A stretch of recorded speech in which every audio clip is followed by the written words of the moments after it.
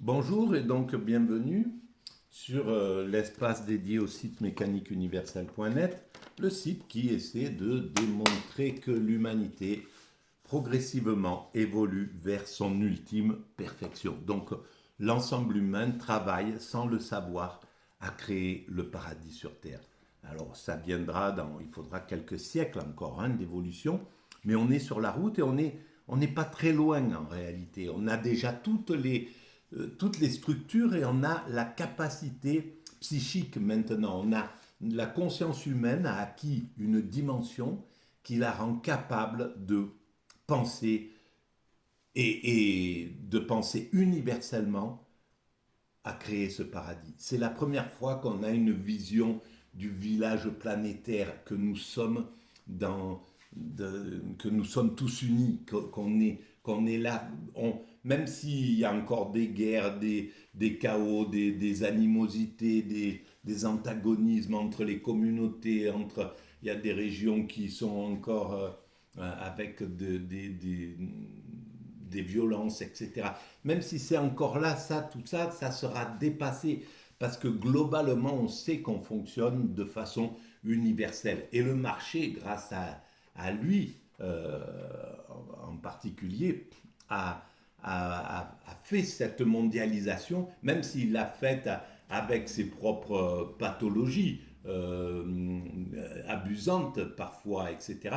Mais il a tissé la toile qui nous donne maintenant une idée que nous fonctionnons tous de façon universelle. Voilà. Et puis les grandes sociétés qui ont répandu Internet sur la planète, etc., qui ont tissé c'est incroyable quand on y réfléchit. Voilà. Bref, ça, c'est notre avenir. Et on travaille à cela sans s'en rendre compte. Et on travaille, tous les êtres humains travaillent à cette, euh, à cette finalité comme des altruistes parce qu'on travaille de façon complètement gracieuse. On est un jour sans y être, sans que notre volonté soit en jeu. Hein. On arrive, on est projeté dans ce monde. Tout ce qu'on fait, on le laisse à ce monde. Et puis à la fin, on s'en va et on n'emporte rien de l'autre côté de tout ce qu'on a fait. Tout ce qu'on a fait, ça reste à l'humanité. Voilà, ça reste pas, même si ça reste quelques décennies, quelques siècles à notre famille, à notre pays, à notre groupe, eh ben, à un certain moment, ça appartient plus à la famille, ça appartient à l'humanité. Et en réalité, c'est c'est l'humanité qui utilise tout ce qu'on a fait pour construire cet état de perfection. Alors, j'utilise soit des livres, soit des fiches comme ça en ce moment. Et là, c'est celle-ci, la liberté de religion est-elle légitime? Et donc, je suis en train de travailler sur. Ça fonctionne sur la forme de thèse-antithèse. Oui, la liberté de religion est légitime. Non, la liberté de religion n'est pas légitime. Voilà. Alors là, je suis sur le oui, la liberté de religion est légitime. Et donc, je lis et je digresse, je propose des idées atypiques, TSA, c'est la forme de mon psychisme du trouble autistique, voilà, du spectre autistique. Alors, l'intolérance religieuse mène à la guerre.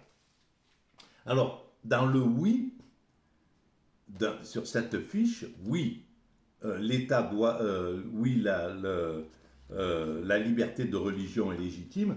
Il y a malgré tout tout un pan de critique. C'est pas, on n'est pas du côté complètement du positif de la religion. On ne développe pas la vision positive. C'est plutôt, oui, la, la religion et donc la liberté religieuse mais il faut maîtriser, et c'est ce qui est juste, il faut maîtriser les fanatiques de tous bords. l'intolérance religieuse mène à la guerre. Voilà, on est du côté, on stimule pas le côté, la religion, depuis leur essence, depuis leur naissance, et depuis leur naissance égyptienne, etc., hébraïque, mésopotamienne, etc., la religion, en posant au-dessus du dominant un Dieu, une puissance supérieure, et bien avant, hein, c'est dans les religions africaines, c'est exactement pareil. Le chef de la tribu ou du groupe ou de la de l'empire, comme celui du Mali ou quoi que ce soit, le chef du, les dominants étaient sous le regard de quelque chose de supérieur. Il n'était plus tout puissant. Dans la nature, le dominant, il est tout puissant, il fait ce qu'il veut. Il n'y a pas un Dieu qui est au-dessus de lui et qui l'empêche de faire quoi que ce soit. Donc la découverte du Dieu pour l'humanité, c'est quelque chose de fondamental. Donc la religion a apporté à l'humanité quelque chose d'inouï.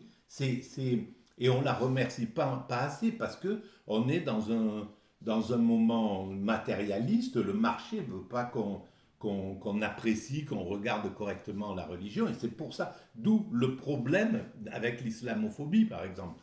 C'est vraiment un problème de marché contre le religieux. Ça touche l'islam parce que l'islam est la religion qui porte haut et fort la,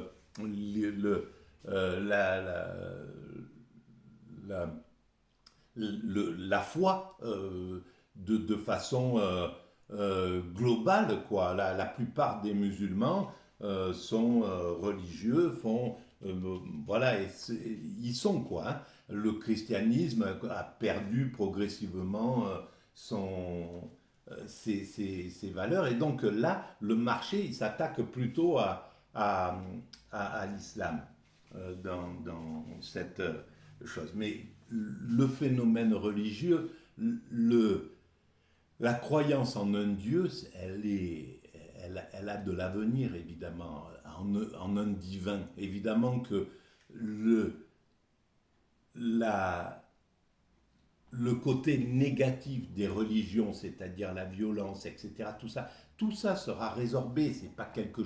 C'est quelque chose qui existe parce que il y a des antagonismes entre les puissances, entre l'Occident a mené des guerres dans des endroits, etc. Et donc certains ont utilisé le phénomène religieux parce que c'était le plus pratique pour fédérer des êtres humains, pour avoir des soldats de la main-d'œuvre. Mais si ça avait été un parti politique, ils auraient utilisé un parti politique. Le religieux, c'est très secondaire. C'est le combat qui est prioritaire dans cette chose. Et le combat, il cessera quand on finira par, et ça va bientôt arriver, et on finira par dire, bon, c'est bon, on arrête d'oppresser tel groupe humain pour lui piller son pétrole, ses richesses, etc., etc., comme on l'a fait avec l'Afrique, soit avec le monde africain, soit avec le africain de, de- du sud ou du milieu, et soit avec le monde musulman, arabo-musulman, pour lui piller ses richesses. Donc ça, c'est quelque chose qui est fini. Voilà, ça va, évidemment, ça va pas s'éteindre en 8 jours, mais on sait que c'est terminé. On sait que l'Afrique est en train de se révolter, on sait que le monde est en train de changer, et les Africains commencent à avoir une vision, les jeunes Africains ont une conscience de politique qui est bien plus développée, à mon sens, que la conscience politique des jeunes occidentaux. Malheureusement, l'Occident, les dominants occidentaux fabriquent des abrutis, et pour pouvoir vendre, pour pouvoir dominer, etc. Et en faisant ça, ben, ils font régresser leur propre société, en fait.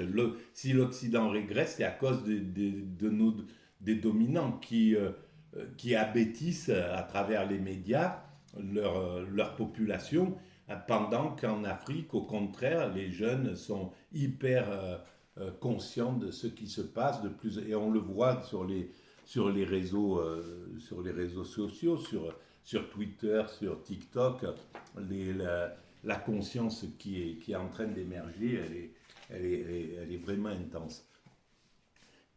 Voilà. Donc, alors, je continue.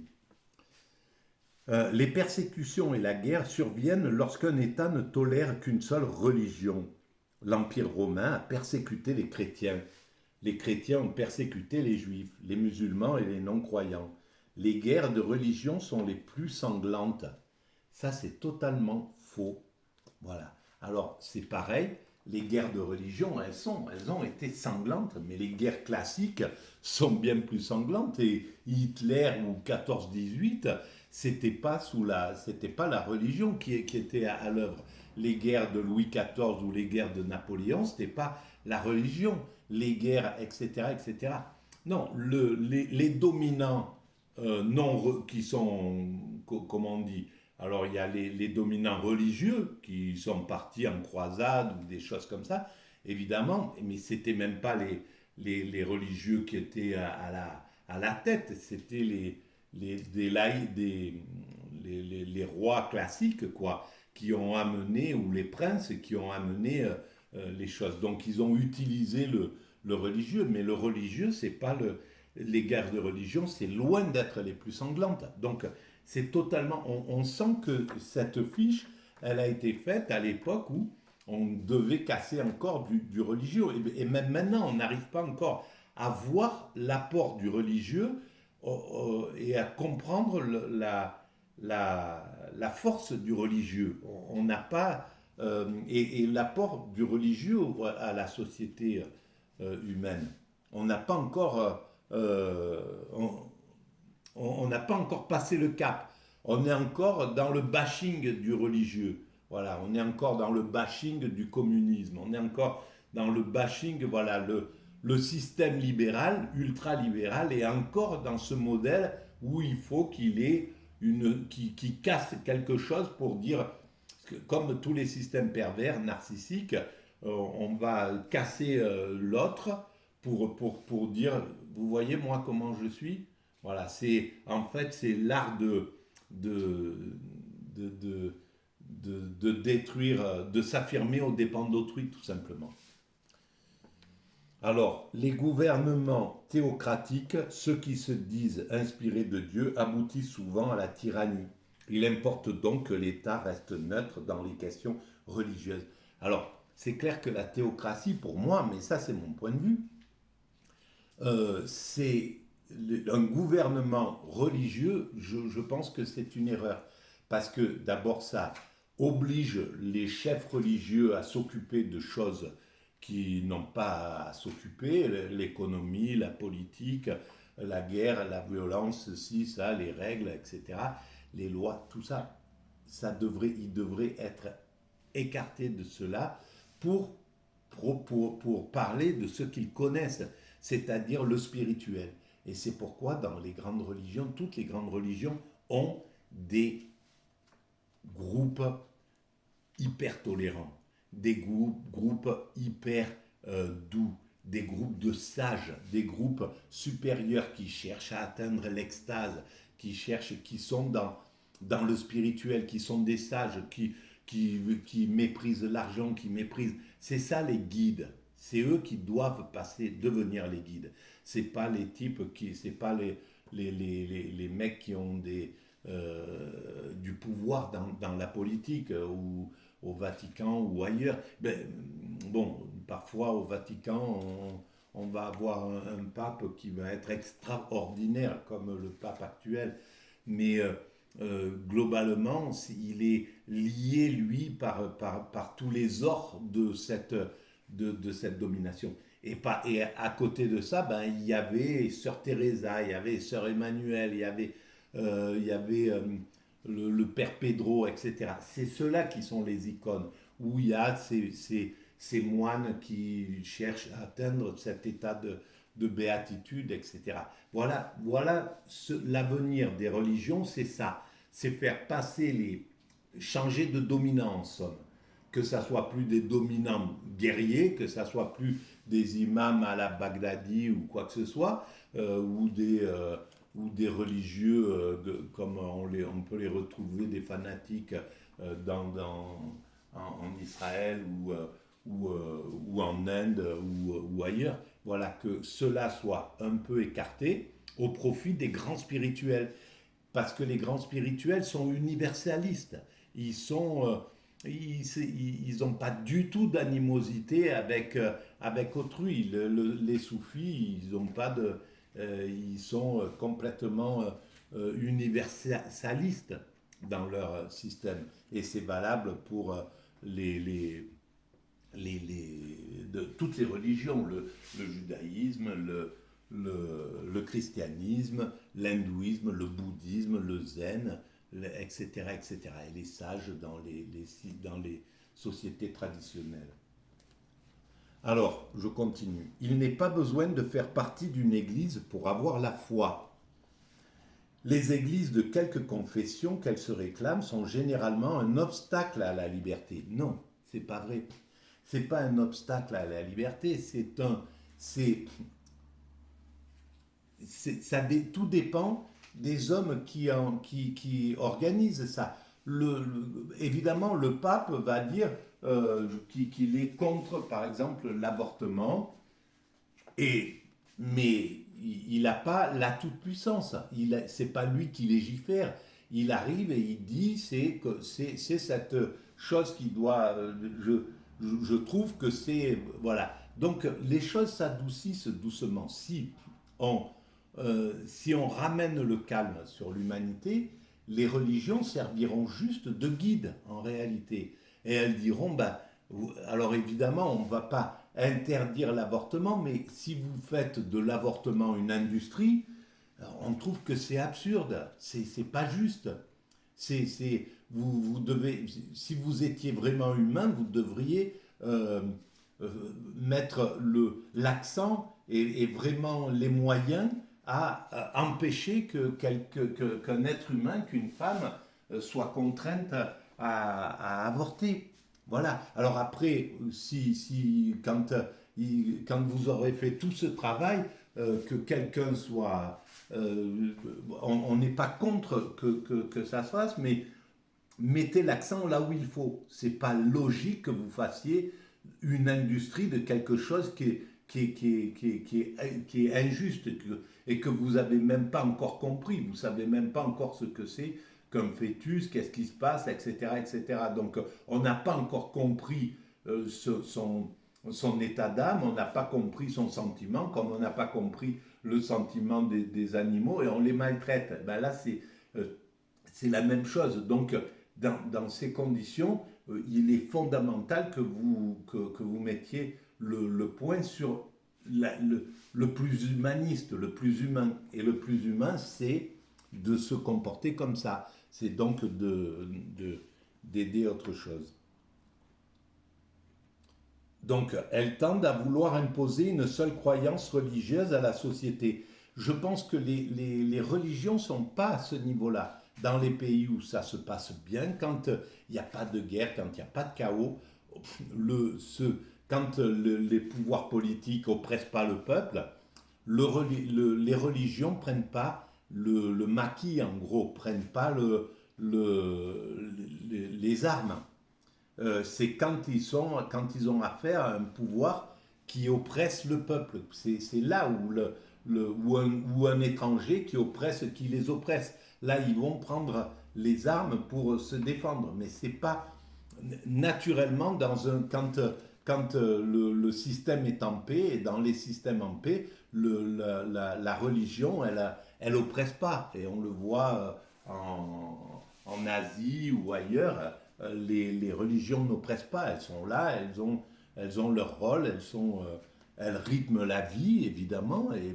Et moi, je pense que c'est une bonne chose que qu'un système comme dans l'islam où tu as des prières à chaque moment qui te rappellent que ta vie, c'est pas de courir derrière l'accumulation de pognon, de ci, de ça, que tout ça, ça devrait être secondaire dans ta vie. Et quand on arrive à la fin de son existence, on se rend bien compte que on a pu courir derrière l'argent, derrière le pouvoir, derrière le sexe, derrière la bouffe, derrière tout ce qu'on nous a mis dans la tête comme si c'était ça la vraie vie. On se rend compte que c'est une absurdité. Donc on est loin d'avoir affaire à des idiots. La religion, elle ne préconise pas des choses idiotes. C'est pas devenir conscient de notre passage à l'existence. Le spirituel donne plus les moyens d'être conscient de ta vie que le marché. Là, il n'y a pas photo. On est noyé par le marché. Et là, la société le comprendra avec le temps. Luke pense que les églises et les dogmes théologiques ne sont pas nécessaires pour avoir une foi sincère. Il avait raison, mais il faut replacer Luke à son époque. Là, évidemment, la religion était toute puissante.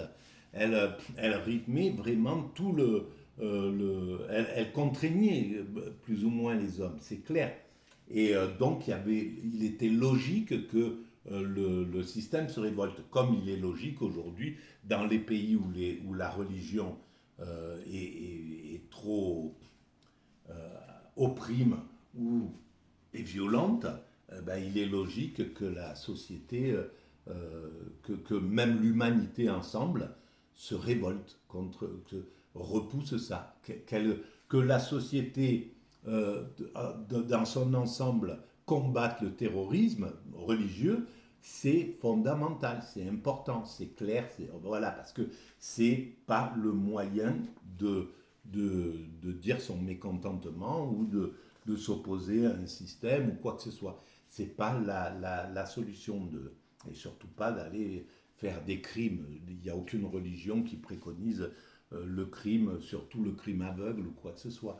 C'est vraiment une monstruosité. La foi est du domaine privé et il suffit de se conformer à l'enseignement de la Bible pour être un vrai croyant. Bon, oui, pour Locke, d'accord, parce que la Bible, ça concerne 1,7 milliard ou 1,4 milliard d'êtres humains, mais on est 8 milliards, donc il y a d'autres livres sacrés. Voilà, il y a la Torah, il y a le Coran, il y a la Bhagavad Gita, etc., etc. Donc le christianisme, c'est pas la religion qui doit tracer la route. Il n'y a aucune religion qui doit tracer la route. Elles sont destinées à s'associer pour ouvrir le spectre du spirituel. Chaque religion est une pièce du puzzle, et lorsqu'elles seront assemblées, on aura la vision idéale de ce que c'est que le spirituel. Voilà. Toutes les pièces du puzzle seront posées, et que ça soit les spiritualités tribales, les spiritualités des Guaranis, les spiritualités des Inuits comme le christianisme, l'islam, l'hindouisme, le judaïsme, le bouddhisme, etc. Le zen, le taoïsme, le confucianisme, etc., etc. Tout ça, quand ça sera assemblé, et ça le sera, c'est notre avenir, eh bien, ça éclairera la réalité de ce que c'est que le spirituel, de la logique de tout ce que le spirituel a apporté à la vie humaine. Voilà, et bien on arrête là pour cette vidéo et on passera sur le négatif, sur l'antithèse. Merci de votre écoute, à très bientôt.